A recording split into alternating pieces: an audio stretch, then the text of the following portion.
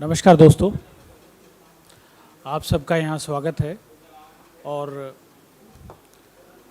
महंगाई के मुद्दे पर पेट्रोल डीजल जिस तरह से बढ़ते, जब क्रूड ऑयल बढ़ता है तो पेट्रोल डीजल बढ़ते हैं, लेकिन जब घटता है तब नहीं घटते। और उस पर पूरी अपनी बात विस्तार से रखने के लिए हमारे बीच में डॉक्टर अंशुल अभिजीत हैं। वो अपनी बात रखेंगे और उसके बाद इस मुद्दे पर आपके सवालों का जवाब भी देंगे। डॉक्टर अंशुल अभिजीत जी। बहुत बहुत शुक्रिया विनीत जी। मैं बहुत आभारी हूँ कि आपने अपना वक्त दिया, आप यहाँ पर आए, आप सबका स्वागत है।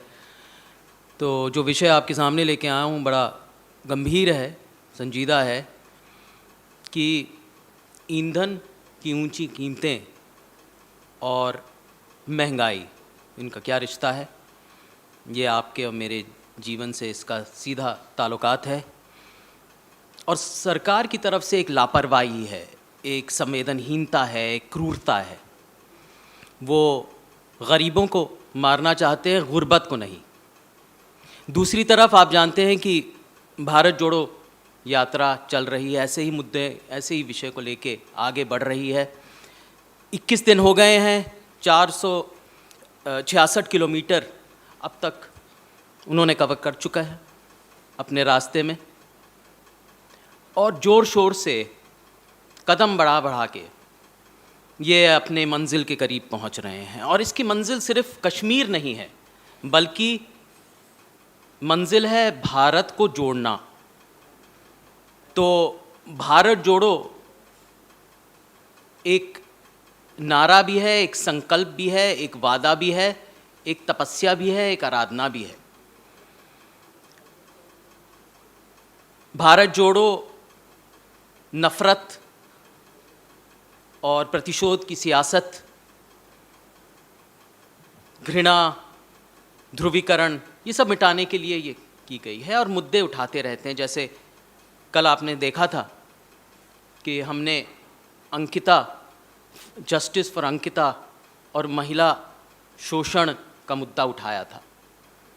तो आज विषय है मंदी, महंगाई, मुफलिसी, बेरोज़गारी, भुखमरी। हमारी आर्थिक स्थिति बिल्कुल ध्वस्त हो चुकी है, ये आप अच्छी तरह जानते हैं। और इसका एक मुख्य कारण ये है महंगाई का कि जो ईंधन की कीमतें हैं, जिसमें एक भारी गिरावट आई है अंतर्राष्ट्रीय बाज़ार में, 37% गिरावट, वो कम नहीं हुई। तो मेरा सबसे पहला सवाल इस सरकार से है, इस अयोग्य सरकार से, कि आपने ईंधन की कीमतें गिराए क्यों नहीं। अंतर्राष्ट्रीय बाज़ार में कच्चे तेल की कीमतें कम हुई हैं, उसमें नरमी हुई है, पर यहाँ पर कोई फ़र्क नहीं पड़ा। तो ये ऐसा अत्याचार क्यों, ये अन्याय क्यों गरीबों के ऊपर, ये हमें बताइए। ये हमें बताइए कि आप अपनी तिजोरी भर रहे हैं गरीबों के जेब में हाथ डालकर। ये ऐसा क्यों हो रहा है? ये ऐसा क्यों हो रहा है कि गरीब और गरीब होते जा रहे थे, अमीर और अमीर? लगता है ऐसा आपको समझ ही में नहीं आ रहा कि मैक्रो इकोनॉमिक मैनेजमेंट होती क्या है, तो उसको संभाला कैसे जा सकता है। एक कच्चापन है, एक अनाड़ीपन दिखाई दे रहा है। ऐसा क्यों हो रहा है? तो दोस्तों, आपके बीच में मैं कुछ आंकड़े रखूँगा, और आप जानते हैं कि आंकड़ों के प्रति हम सबकी बड़ी श्रद्धा होती है, क्योंकि आंकड़े एक असलियत बताते हैं, एक हकीकत बताते हैं। तो सबसे बड़ा आंकड़ा ये है कि जून में, इस साल जून में अंतर्राष्ट्रीय बाज़ार में कच्चे तेल की कीमत थी $116 प्रति बैरल, और वो अब घट के करीब $84 प्रति बैरल हो गई है। $84.80। तो मई 2014 में पेट्रोल की कीमतें कितनी थीं, डीजल की कीमतें कितनी थीं? अंतर्राष्ट्रीय बाज़ार में कच्चे तेल की कीमत थी ₹106 प्रति डॉलर प्रति बैरल, और दिल्ली में कीमतें थीं ₹71। डीजल की कीमत थी ₹55। तो हमारा ये मकसद था कि कैसे जो गरीब आदमी है, जो मध्यम वर्ग के लोग हैं, जो आम आदमी है, उनको कैसे महफूज रखें, उनको सुरक्षित रखें, चाहे अंतर्राष्ट्रीय बाजार में कीमतें कितने भी बढ़ती रहें, ऊपर नीचे होते रहें। और इसीलिए हमने एक तरह से ऑयल बॉन्ड, यूपीए में ऑयल बॉन्ड की हमने एक डेट इंस्ट्रूमेंट हमने जारी किया था। इसके बारे में बहुत सारी गलत अफवाहें फैली जा रही हैं, बहुत गलत प्रोपेगेंडा है। ऑयल बॉन्ड इसलिए हमने जारी किया था ताकि जो गरीब आदमी है, जो ज़रूरतमंद है, जो मोहताज है, जो महरूम है, उसके ऊपर एक सुरक्षा कवच रहे, उसको हम प्रोटेक्टेड रखें। उसका सालाना ब्याज अब तो 10,000 करोड़ रुपए से ज़्यादा नहीं है, सागर में एक बूंद की तरह है। और जब ये देखें कि हम इस सरकार ने आमदनी कितनी की है, 2014 से लेके अब तक सरकार ने कितना कमाया है ईंधन के दाम बढ़ाते बढ़ाते, ये मुख्य सवाल है। और ये जो आंकड़े मैं बता रहा हूँ उससे आप चौंक जाएंगे। ये मेरा आंकड़ा नहीं है, पीपीएसी का आंकड़ा है, ये सरकारी आंकड़ा है। सरकार ने कमाया है 28 लाख करोड़ रुपए, तकरीबन 28 लाख करोड़ रुपए 2016 से अब तक, ये वित्त वर्ष 2022-2023 की पहली तिमाही तक 28,12,595 करोड़ रुपए इस सरकार ने कमाए। तो ये पैसा जा कहां रहा है? क्यों नहीं ये सरकार ईंधन के दाम कम कर रही है, एक्साइज ड्यूटी कम कर रही है? और इतना ही नहीं, पिछले 2 साल में अगर आप देखेंगे और आंकड़े अगर मैं रखूंगा आपके सामने, तो 10 लाख करोड़ रुपए उन्होंने बनाए हैं पिछले 2 साल में। तो मतलब 2 साल में जो ईंधन की कीमतें बढ़ी हैं, उसी समय मुद्रास्फीति भी बढ़ी है, महंगाई भी बढ़ी है। मतलब महंगाई का बुनियादी कारण है ईंधन की कीमतें, ये तो बिल्कुल स्पष्ट हो जाता है। तो आप उसको कम करेंगे तो महंगाई भी कम हो जाएगी, ये एक डायरेक्ट लॉजिक है। लेकिन ऐसा सरकार नहीं कर रही। सरकार अत्याचार कर रही है, शोषण कर रही है, गरीब आदमी को परेशान कर रही है। आरबीआई तो अपना काम कर रही है। आरबीआई ये कह रही है कि अपने रेपो रेट बढ़ा रही है, इंटरेस्ट रेट्स बढ़ा रही है। वो चाह रही है कि जो बाजार में अतिरिक्त धन है, जो एक्सेस सरप्लस लिक्विडिटी है, उसको कैसे अपने पास कर ले ताकि दाम कम होंगे। इससे ज़्यादा फर्क नहीं पड़ रहा। मॉनेटरी पॉलिसी तो वो इस्तेमाल कर रही है, लेकिन ज़रूरत है सरकार को दाम कम करने की। मैं आपको बताता हूं कि एक्साइज ड्यूटी यूपीए के समय कितनी थी। यूपीए के समय थी 9 रुपये 20 पैसे पेट्रोल के लिए, और डीजल के लिए 3 रुपये 56 पैसे। अब मैंने आपको बता दिया कितनी है यहाँ पर। डीजल की है 15 रुपये 80 पैसे और पेट्रोल की है 19 रुपये 90 पैसे। देखिए इतना फ़र्क। और इतना ही नहीं, जो एक्साइज ड्यूटी है, वो एक्साइज ड्यूटी से जो आमदनी आती है वो मरकज़ी सरकार, ये केंद्रीय सरकार अपने पास रख लेती है, वो रियासतों से बांटती नहीं।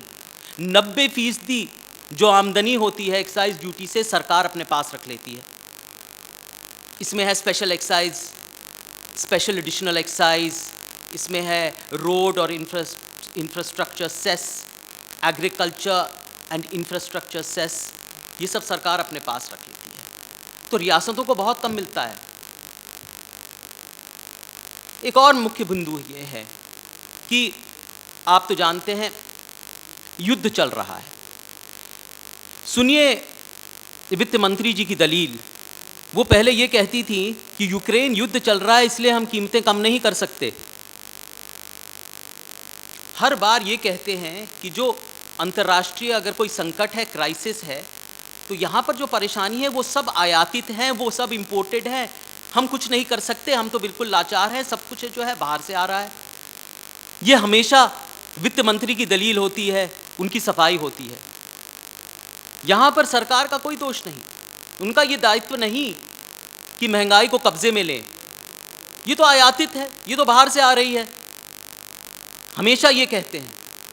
तो उस वक्त तो वित्त मंत्री जी ने ये कहा कि यूक्रेन युद्ध चल रहा है, हम क्या करें, ईंधन के दाम इतने हो गए हैं, कच्चे तेल के दाम इतने हैं, लेकिन युद्ध तो अभी भी जारी है, दाम कम हुए हैं। आपने दाम कम किए कि नहीं?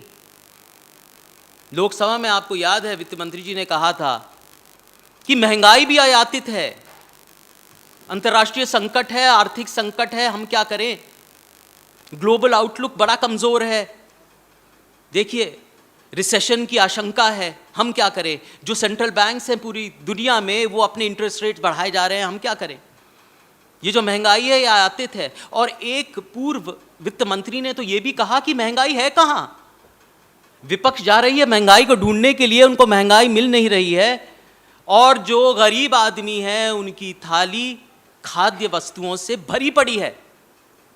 कितनी शर्मनाक बात है, कितनी शर्मनाक टिप्पणी ये सुनने को मिली इस सरकार से, भाजपा से, सरकार से, भाजपा के मेंबरान से। तो मैं ये कह देना चाहता हूं कि ये सरकार बिल्कुल जिम्मेदार है जो हो रहा है।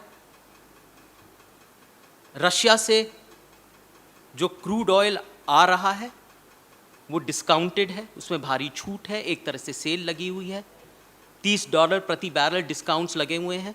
लेकिन सरकार ने ये समझा कि भाई कंपनी इतना मुनाफा क्यों करें, हम तो विंडफॉल टैक्स लगाते हैं, और एक अनुमान से जो विंडफॉल टैक्स से जो इस भारत सरकार की कमाई होगी वो 1 लाख से भी ज़्यादा, 1 लाख करोड़ से भी ज़्यादा होगी, 1,30,000 करोड़ होगी। तो इसका जो फ़ायदा है वो गरीब आदमी को मिल रहा है, वो आम आदमी को मिल रहा है, वो आपको और मुझे मिल रहा है, ये मुझे बताइए। नहीं मिल रहा, वो नहीं देगी, क्योंकि वो अपनी तिजोरी भरना चाहती है, उसको न मैक्रो इकोनॉमिक्स की समझ है न कोई पकड़ है, वो तो जानती ही नहीं है क्या हो रहा है। एक व्यापक रूप से मैं आपको बता देता हूं कि हमारी आर्थिक स्थिति कैसी है। बेरोजगारी दर अब 8% हो गया है, CMI की डेटा के मुताबिक। जो औद्योगिक जो उत्पादन है वो गिरकर 2.4 हो गया है। तो सीधी बात है, जब औद्योगिक उत्पादन गिरेगा, इंडस्ट्रियल प्रोडक्शन कम होगा, कैपेसिटी यूटिलाइजेशन नहीं होगा, तो फिर बेरोजगारी और भी होगी और व्यापक होगी। बेरोजगारी होगी तो तनख्वाह नहीं आएगी, तनख्वाह नहीं आएगी तो पैसा नहीं होगा, पैसा नहीं होगा तो मांग नहीं होगी, मांग नहीं होगी तो हमारी अर्थव्यवस्था पटरी पे नहीं आएगी। ये तो सीधा एक तरह से लॉजिक है। और भी जितने भी आंकड़े आ रहे हैं सब नकारात्मक है। करंट अकाउंट डेफिसिट देख लीजिए, बहुत ज़्यादा बढ़ रहा है, निर्यात देख लीजिए वो भी कम हो रहा है, और हमारा जो रुपए है वो बिल्कुल कमज़ोर हो रहा है। रुपए कमज़ोर होने से ये होता है कि जो इंपोर्ट्स हैं वो और बढ़ जाते हैं, ईंधन के इंपोर्ट्स और बढ़ जाते हैं, कच्चे तेल के इंपोर्ट्स और बढ़ जाते हैं। RBI के डेटा के मुताबिक, रिपोर्ट के मुताबिक, अगर रुपए में 5% कमज़ोरी होती है तो 20 बेसिस पॉइंट्स महंगाई बढ़ती है, 100 बेसिस पॉइंट 1% होता है। तो ये एक सीधा संबंध है। ये इतने सारे आंकड़े आपके सामने हैं और मेरे पास बहुत सारे आंकड़े हैं, लेकिन मैं इतना ही कहूँगा कि ये इस मुल्क की जो दुर्दशा आप देख रहे हैं, जो बर्बादी देख रहे हैं, ये बर्बादी की जो कहानी है, इसकी जिम्मेदार ये सरकार है। अंग्रेजी में कहें, हाँ, I just want to say the same thing very briefly in English, that the economic situation is very, very grave. It is very deplorable. Inflation is very high, unemployment is very high, poverty has risen, more people have been pushed under the poverty line in the last few years, particularly in the last 2 years. And the main reason for inflation is the elevated levels of petrol and diesel prices. Despite there being a decrease in the international markets of diesel and petrol prices, of crude oil by 37%, this government has not decreased the prices. And this is the main question, and we ask the government why it has not done it. Because there is a direct link between inflation and between elevated petrol and diesel prices. So they have increased, or rather decreased by 37%. It was $116 per barrel in June. Now it has come down to $84 per barrel as of yesterday. But there's no decrease in the excise duty or the petrol prices today. That remains at very high levels. That is 19 rupees 90 paisa for petrol and 15 rupees 80 paisa for diesel. I just want to compare very briefly with the UPA time. In the UPA time, it was $106 per barrel international crude. The Delhi price of petrol was 71 rupees and the diesel price was 55 rupees. We tried very hard, our utmost, to protect the poor, to protect the middle class, to protect the Indian people from the extreme volatility of petrol prices around the world. This government has not done it, and it has failed on every single score. It has failed as far as unemployment is concerned, it has failed as far as poverty levels are concerned, hunger index, human development index, current account deficit, the plummeting foreign exchange reserves, the weakening of the rupee. On every single account, this government has failed to manage the macroeconomic policies of this country. We demand answers for this government, and we demand a quick resolution. Thank you. Questions, please.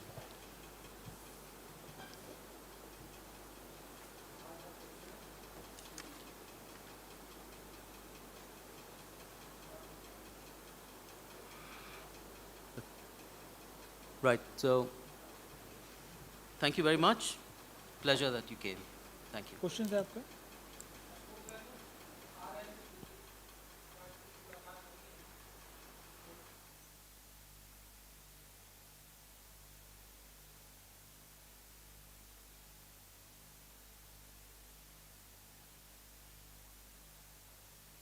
जो मुख्य मुद्दा है आज महंगाई का मुद्दा है और ईंधन के दाम का मुद्दा है, तो इस विषय में टिप्पणी नहीं देंगे.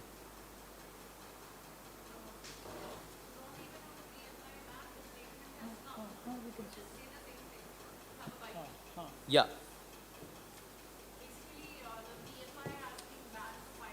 Yes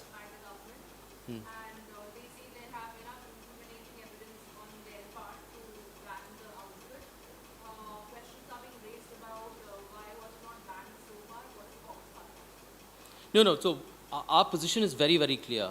So we are against the spreading of hate, the polarization of society by any group, by any institution, whosoever it may be, wherever it comes from.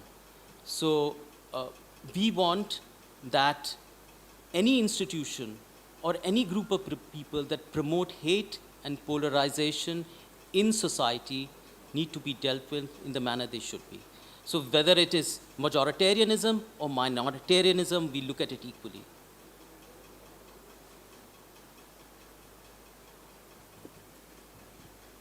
Thank you. Thank you.